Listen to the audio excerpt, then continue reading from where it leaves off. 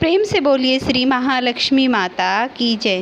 प्रिय दर्शकों, आज मैं आपको महालक्ष्मी माता की कथा सुनाने वाली हूँ, तो ध्यान मगन होकर सुनिए कथा को। एक बड़ा नगर था। नगर में लाखों लोग निवास करते थे। बाहर से नित्य रोजगार की तलाश उनकी एकमात्र अभिलाषा थी। किसी तरह 2 वक्त की रोटी मिल जाए। जब प्रभु कृपा से उन्हें 2 वक्त की रोटी मिल जाती तो सोचते कि अभिलाषा का कोई अंत नहीं है, यही काफ़ी है। इस बड़े नगर में सभी व्यक्ति एक दूसरे की परवाह किए बगैर अपनी अपनी लालसाओं की पूर्ति में धन कमाने में लगे थे। परंतु कहावत है कि निराशा में आशा छिपी होती है। इसी तरह इस नगर में सारी बुराइयों के बावजूद कुछ अच्छे लोग थे। ऐसे अच्छे लोगों में गीता और उसका पति गोविंद सुख से रहते। उनका छोटा सा घर था। उसने धार्मिक सुघड़ की गृहिणी थी।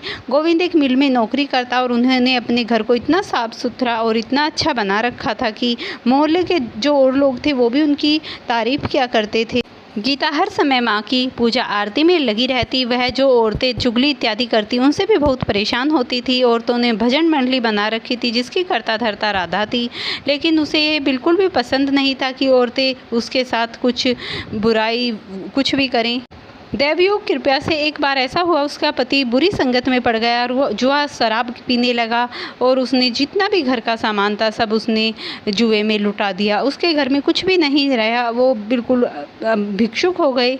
एक दिन गीता बहुत ही दुखी थी और ज़ोर ज़ोर से रोते रोते माँ का नाम लेते लेते बेहोश हो गई। तभी उसके द्वार पर किसी ने दस्तक दी और उसने सामने एक ब्राह्मण को खड़े पाया। ब्राह्मण की आंखों में अमृत छलक रहा था। वह उसको पहचानती नहीं थी। उसने अंदर ले आई। ब्राह्मण बोला, बेटी क्या दिक्कत है? मैं माँ लक्ष्मी के पुजारी हूँ। तुम काफ़ी समय से मंदिर नहीं आए, इसीलिए सोचकर मैं आ गया। ब्राह्मण का वचन सुनकर गीता का हृदय पिघल गया। उसकी आंखों से आंसू बह निकले। वह ब्राह्मण के सामने बिलक बिलक कर रोने लगी। फिर महाराज ने कहा, अपना सब कुछ बातें बता। उसने सभी बातें ब्राह्मण को बताई। तब वह ब्राह्मण बोला, तू माँ लक्ष्मी की भक्त है, वे अपने भक्तों को कभी दुखी नहीं करती। तू पूरे श्रद्धा भाव से माँ लक्ष्मी का व्रत कर, इससे तुम्हारे सभी संकट दूर होंगे, सभी दुख दूर हो जाएंगे। तब वह ब्राह्मण गीता से बोला, हे पुत्री, माँ लक्ष्मी का बहुत ही व्रत आसान है। इसे वैभव लक्ष्मी व्रत कहा जाता है। जो मानव इस व्रत को सच्चे मन से करता है उसकी सारी मनोकामनाएं पूर्ण होती हैं, यश प्राप्त होता है। और हे पुत्री, कई पाखंडी कहते हैं सोने के गहने हल्दी कुमकुम से कोई पूजा करो, परंतु ऐसा कुछ भी नहीं है।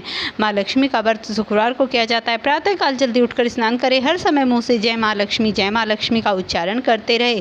व्रत धारण करें। 7, 11, 21, 51, 101 शुक्रवार तक करूंगी। प्रारंभ में थोड़ी अवधि ले, लेकिन अगर मनोकामना पूरी न हो तो व्रतों की संख्या बढ़ा देनी चाहिए। माँ वैभव लक्ष्मी की शाम को पूजा की जाती है। घर में एक आसन बिछाओ पूर्व दिशा की और उस पर एक जल का पात्र रखो, प्रसाद रखो और माँ की पूजा आरती करने के बाद सबसे पहले वो प्रसाद अपने घर में बांटो। और गीता ने भी ऐसा ही किया। उसने सबसे पहले अपने पति को प्रसाद खिलाया और उसके चरण छुए तो उसके पति ने उसे प्यार से गले लगाया और बोला, थी गीता, तुम तो आज सचमुच देवी लग रही हो। मैं ही पापियों की संगत में पड़कर पापी हो गया था, लेकिन मेरी भूल के कारण जो मुझसे पाप हुआ है उसके लिए मुझे क्षमा करो। अब से ऐसा आगे नहीं होगा।